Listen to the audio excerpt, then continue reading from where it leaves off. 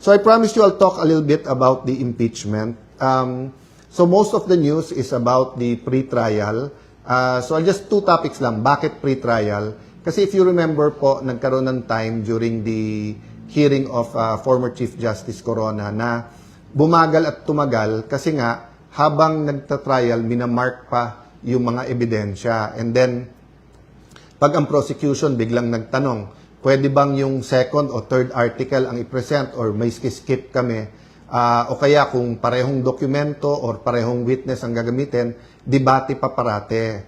So, I really have to thank Secjan Joel, Senate Secretary Joel Montales and the professional Senate staff and yung mga researchers ng iba't ibang mga opisina ng mga senador who all agreed na kailangan talaga yan. So, although some might think na may ups and downs yan everyday, mas mabuti na yan kaso sa everyday sa trial magka-problema. So, having said that, the second point kasi I want to make, and I think this is the most important point in the trial, is yung political neutrality or yung impartiality. So, all throughout history, ang issue parati sa isang korte is to be impartial.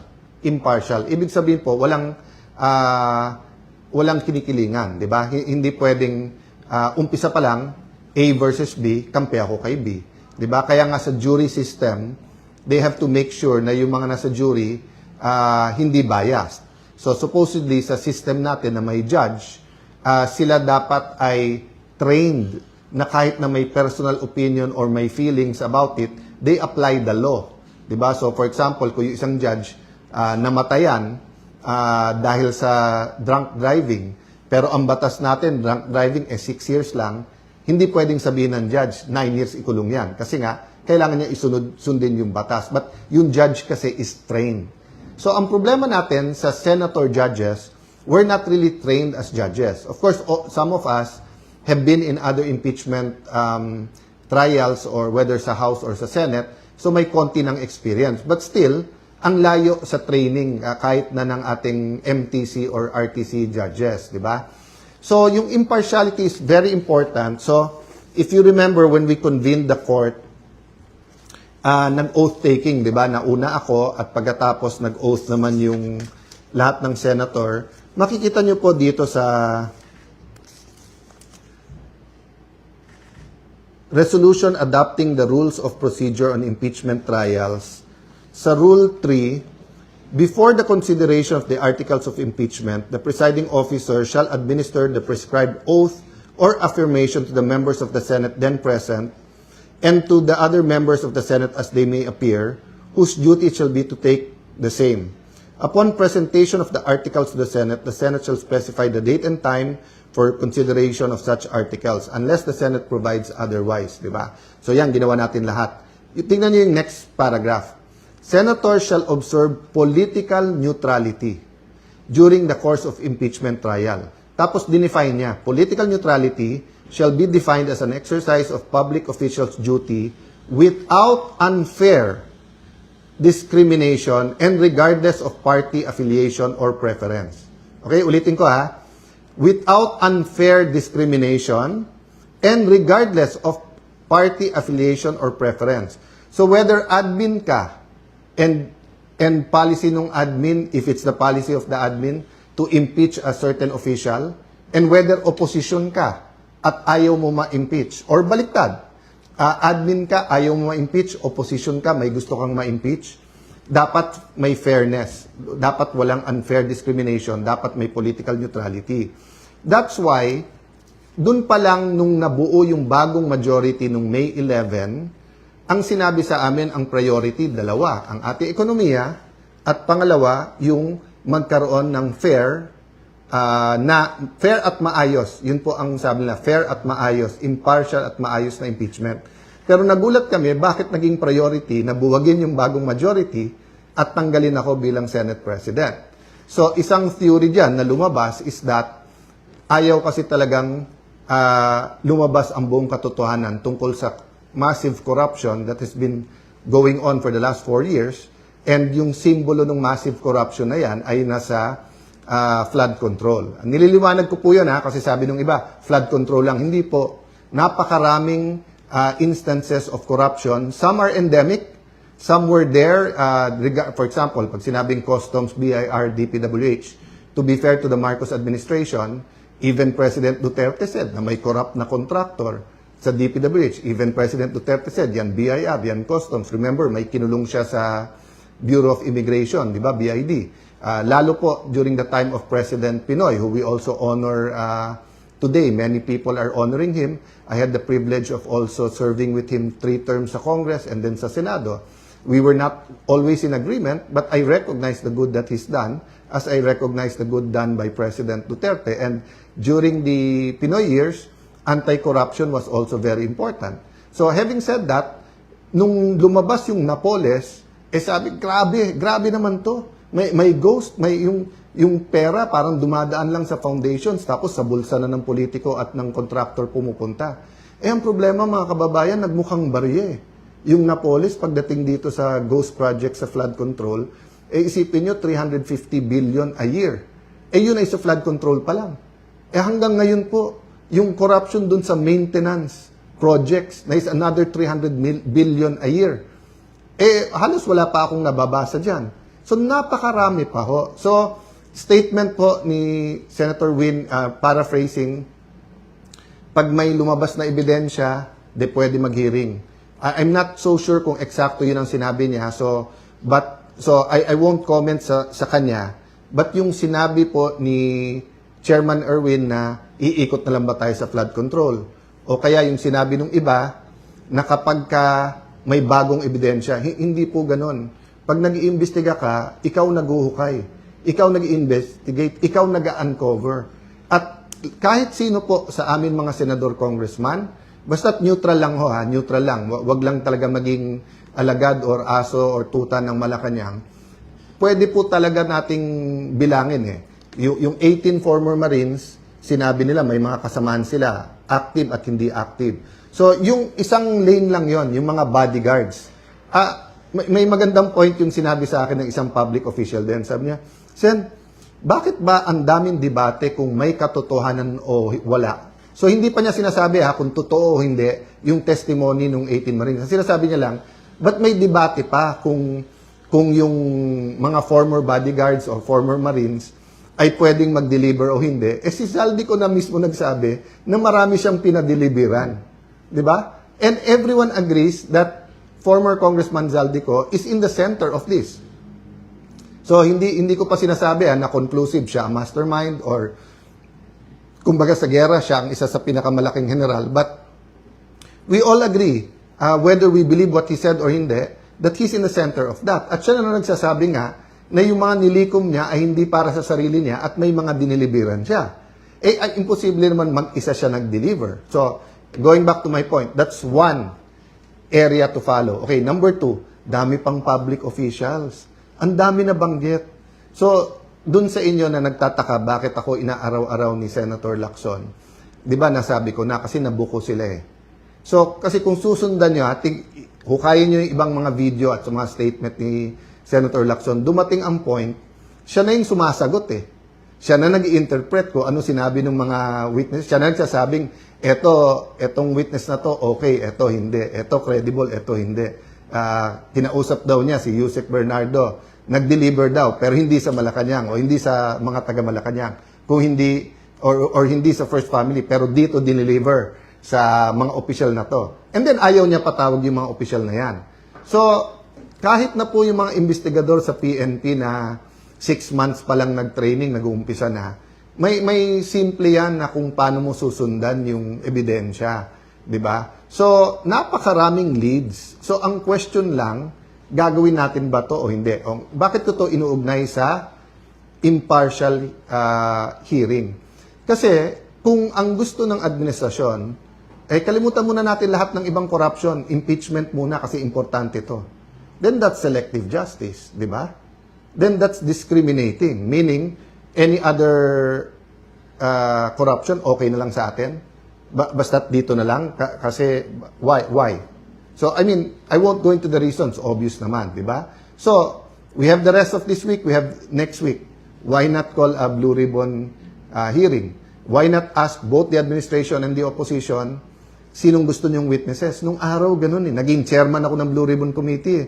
Kahit sinong member na magsabing, sir, can we call ganyan?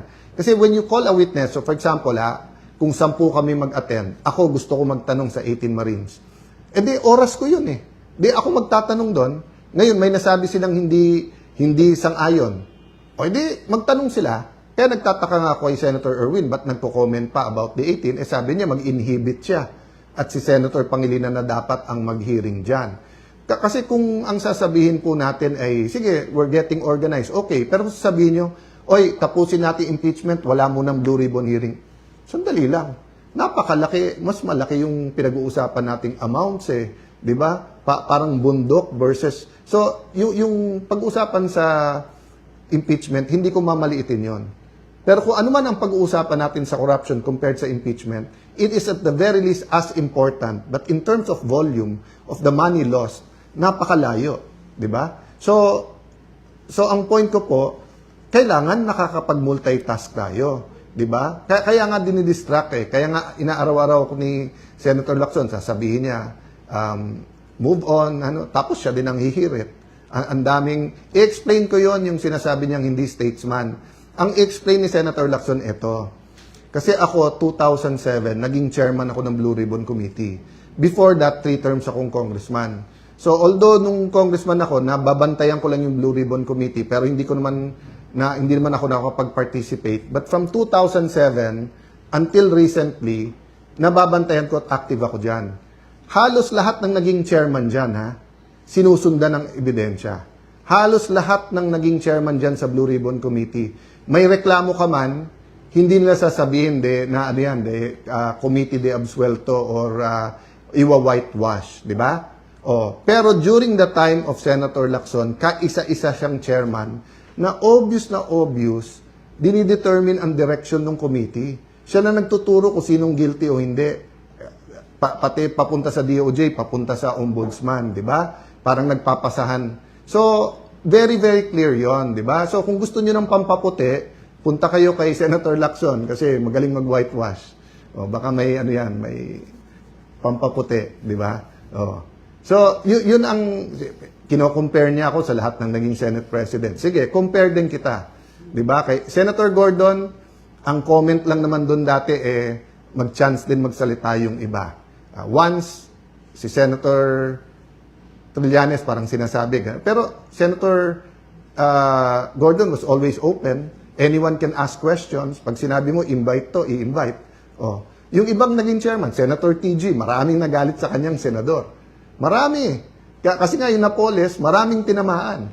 Actually, some thought nga he was too open kasi minsan hindi pa na-verify na pag-usapan. But walang whitewash. Baliktad, ang tingin ng iba, too open nga. Wala naman reklamo nung ako ang naging chairman ng Blue Ribbon. So, napakaraming iba, sundan nyo. Wala doon. Kaya hindi yung partial report, ngayon pinupuri niya ang ibang kasama natin. Pero nung una, pinupush niya na pirmahan yung report. Nakalimutan na rin yun. I won't comment there, but I just wanna say is, number one, it's too important for our country to be able to find a permanent solution, a permanent system, a real culture against corruption na masolve natin to.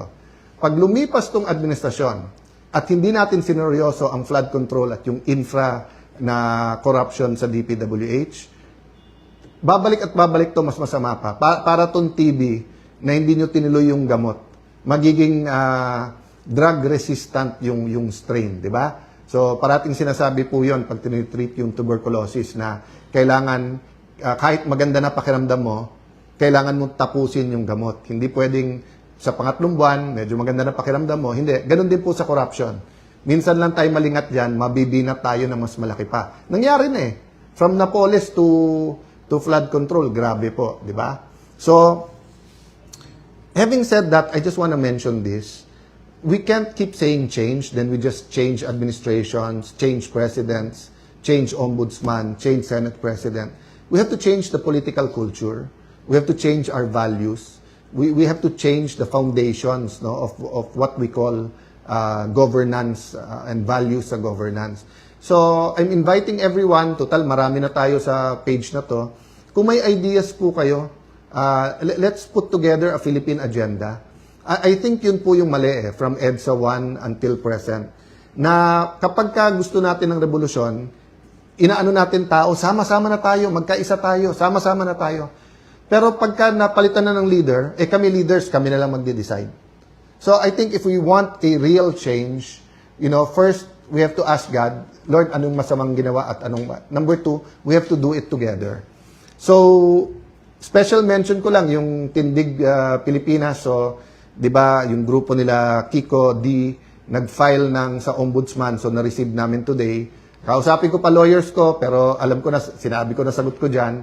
But I just want to congratulate them for doing the job for the administration. Alam ko naman na nung ginawa ko to, sunod-sunod na mga kaso ang pupunta sa amin. Sanay na kami diyan, 'di ba? Sinabihan yung mga senador, pag hindi kayo malis, kakasuhan, pagka hindi kayo basta. So ang point ko lang, just remember who you are, Kiko, 'di ba? Kiko D ka Aquino ka, hindi ka Kiko D Marcos, 'di ba? So don't get instructions from the administration. In fact, kung nag-volunteer kayo, then you're even doing them a favor. I know meron kayong issue kay Senator Bato, so file the cases. File the cases, 'di ba? Mismong DILG nagsabi nung nasa Senado yung si Senator Bato, walang warrant silang alam. Diba? So, paano naging obstruction of justice? But I'll end there because I want to just spend a little bit of time to remind you what my dad stood for. No? So, maraming nagpo-post at nagpapasalamat naman ako sa lahat. And my dad was a fighter. He believed in education. Madalas niya sabihin sa amin na, Alan, Renren, Lino, Apia, I can leave you, sa house, sa money, pero mauubos yan. Pero the education, pag sineryoso nyo, walang makakaagaw sa inyo yan. Then, my mom's a teacher. My dad was a disciplinarian. So there's so many things I can tell you about my dad and salamat sa mga nakaalala sa kanya. But the most important thing is, nung nagkasakit siya, he had an encounter, no? And he saw a light. Ang tawag nung iba doon, Damascus experience. Kasi he kept on crying and that he kept on saying, why me? So akala namin, kasi ako yung nasa labas noon, din mami ko nasa kwarto, so I ran to see them. Actually, I woke up para ako nahagis from the couch to the floor.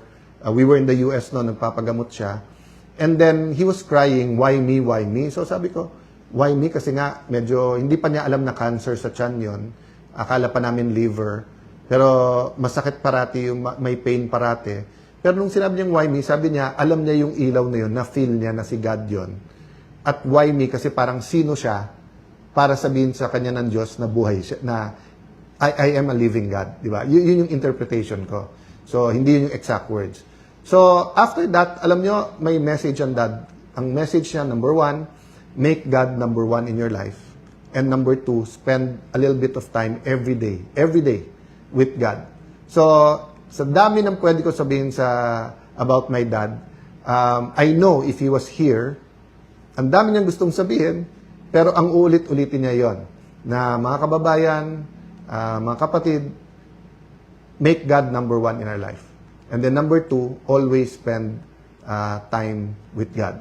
So I have a week naman at hindi rin ako nakapag-post nung Father's Day. Medyo parang 10 years ako hindi migraine, but nagkamali ako. I drank grapefruit, citrus yon, so nag-migraine ako nung Sunday. But I can spend naman the next few days telling you also something about Father's Day, about my dad. But what I want to say about Father's Day and about my dad is that hindi tayo pwedeng fatherless.